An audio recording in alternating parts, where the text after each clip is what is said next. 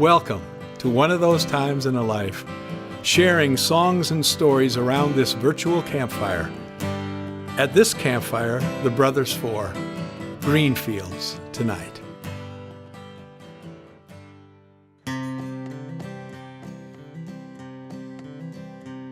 While growing up in Spokane, folk music was the rage.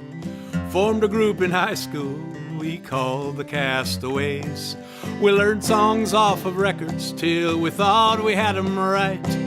Before one show told Dan and Joe, let's sing Greenfields tonight. It's funny, when I think back to my 20s, I realize I tended to look at and then manage, or maybe more accurately, mismanage my time, acting as if it would always be there, while often being impatient with where I was and who I was at any given moment. And now in my mid-60s, I have a sense that how I live and am alive in any moment is what best defines my days and my life. And with that in mind, these are good days for the Brothers Four and me. When we're on stage together, there's no place the four of us would rather be. When we're on the road, we genuinely enjoy sharing a meal, exploring a city, taking a walk, hanging out.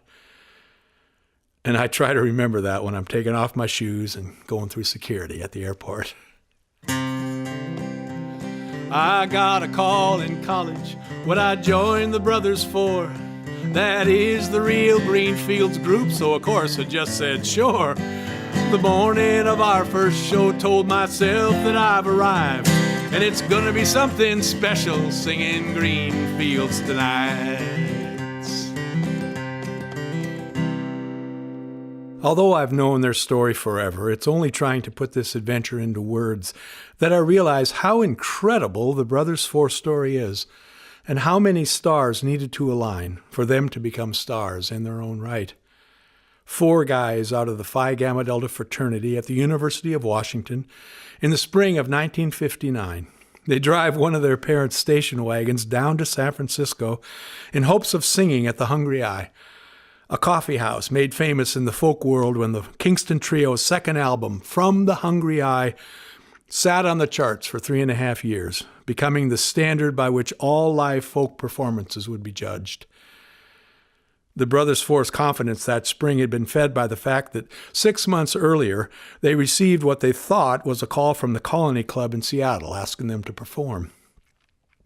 The call was a fraternity prank, but the guys somehow talked themselves into an audition, and that turned into many successful months of singing and performing and developing their swagger and their style. So, why not try for the Hungry Eye? After stopping by that club and being told they were out of their minds, they drove over to the Phi Gamma Delta fraternity house in Berkeley, but not before writing the fraternity phone number on a scrap of paper and giving it to the club manager. And the rest, it's a Star-is-Born scenario. An act gets sick and doesn't show up, and someone from the Hungry Eye calls the fraternity house and asks if the guys would like to perform after all. Word spreads through the Berkeley campus that this group from Seattle is performing that night. The Hungry Eye is stuffed with new Brothers Four fans, and the guys can do no wrong. Every joke, funny, every song received with a roar. Mort Lewis, Dave Brubeck's manager, happens to be in the audience. And he'd previously said no to managing the Kingston Trio, as well as Johnny Mathis, and he's not going to say no again. So he agrees to take a demo to Columbia Records, who are looking for a group as a rival for the Kingston Trio.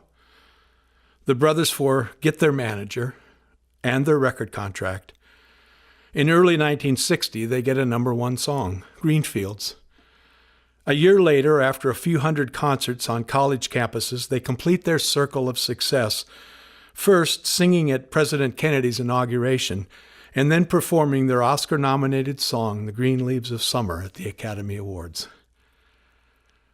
Over the years, one of the things I've appreciated most about those guys is on some level, they've never forgotten how lucky they were.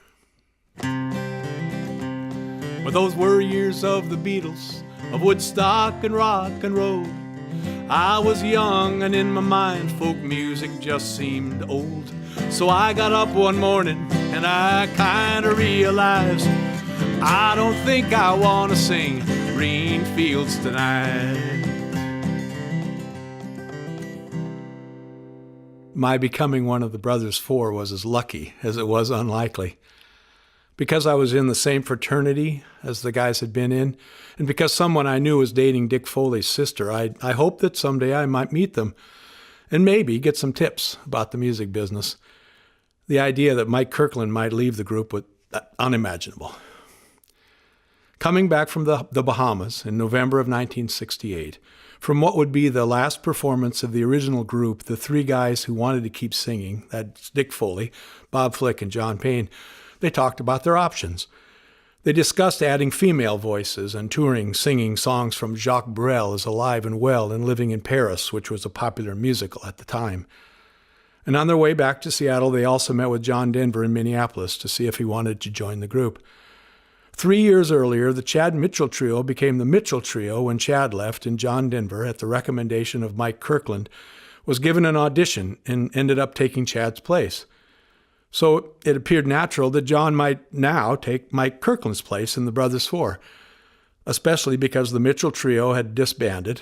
John was in debt, between jobs, and living with his wife's parents. John Denver told the guys he was flattered by the offer and that he'd get back to them in a few weeks. And while there's no way to know it at the time, my fate is hanging by a thread, or more accurately, a phone call. You see, the Brothers Four have a performance. It's booked in early January at the Lake City Elks in North Seattle, and they can only wait so long for John Denver to call them. In the meantime, I'm asked to audition, which I do, with the three of them in Dick Foley's basement looking at a wall of autographed photos of astronauts and being surprised when we sing at how much we sound like the Brothers Four. And there's a lunch at Franco's Hidden Harbor, a restaurant on Lake Union, where we get to know each other a little better. On a Friday, early in December, I remember Dick telling me that they would call me by the end of the weekend, after all the guys had come back from some property they owned south of Seattle and cut Christmas trees with their families. And as it got later and later on that Sunday, I remember drinking a little too much beer, listening to Frankie Valli and the Four Seasons, waiting for the phone to ring. And finally the phone call came. It's an offer to become part of the group. And after the holidays, we're rehearsing for the Elks Club job, again in Dick Foley's basement. When the phone rings, I don't know it at the time, but it was John Denver saying if the job was still available, he'd love to be part of the group. I'm happy to say he'd waited too long. They found someone to take my place, and they got along somehow. I took my guitars and banjos home, and I said, what do I do now? I remember mornings looking at the songs that I would write, saying, man, I wish that I was singing Greenfields tonight.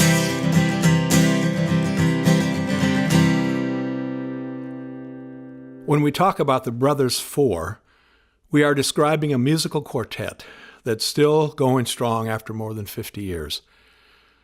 We're also talking about 11 different guys who at one time or another were members of the group.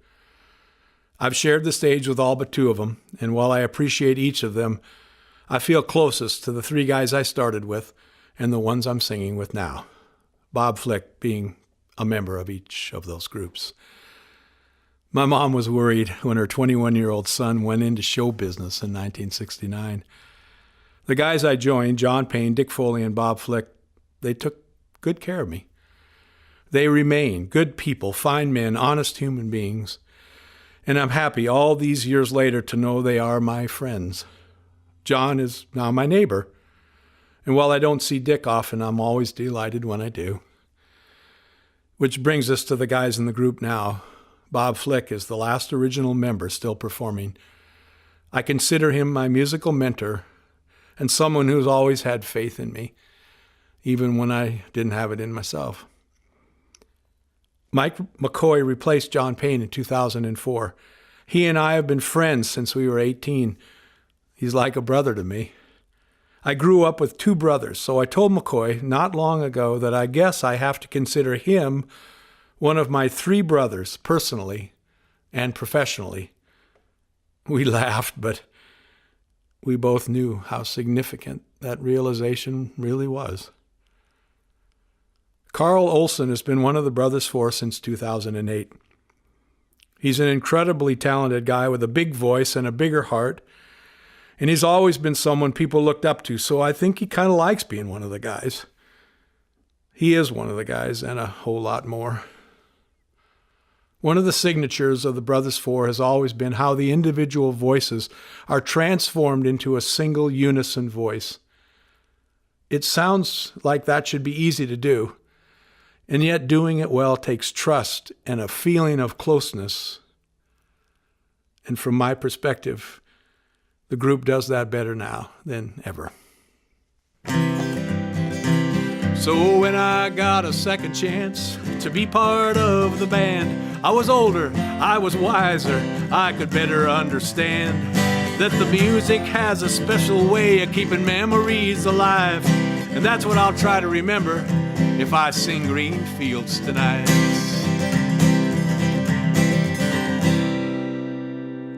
With this campfire, the journey enters a new stage, a new phase, as the Brothers Four become a significant part of this adventure, playing a role in all the coming stages. Stages when I was struggling to find my place in the group, or those when it was important to find a place outside the group. Times when nothing about the road felt like home, and others when nothing felt more home than the road. Times when being in the group felt like a job, as well as times when it felt like just a grand adventure. Telling all the stories now from a place of gratitude and delight. With the group feeling so vital and alive, while understanding and appreciating more and more that quote from T.S. Eliot, the one that goes, "We shall not cease from exploration, and the end of all our exploring will be to arrive where we started and know the place for the first time." The Brothers Four still travel around the world and the USA. From time to time I may get tired of the music that we play, but mostly I just savor it till that morning arrives, when they say that nobody wants to hear Greenfields tonight. But does anybody want to hear Greenfields tonight?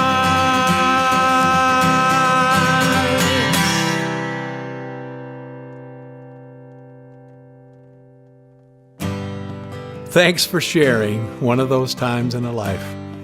At the next campfire, let's get together. Hope to see you then.